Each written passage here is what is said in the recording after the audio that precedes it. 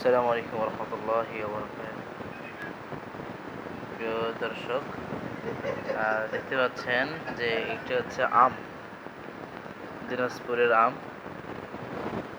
দেখতে পাচ্ছেন একদম অনেক সুন্দর। দেখতে পাচ্ছেন আমরা শহরে আছি, এটা আমাদের বাসা থেকে আম আজকে পাঠিয়েছেন।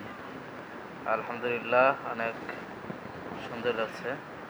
এটা হচ্ছে লেবু, আমগুলো অনেক সুন্দর।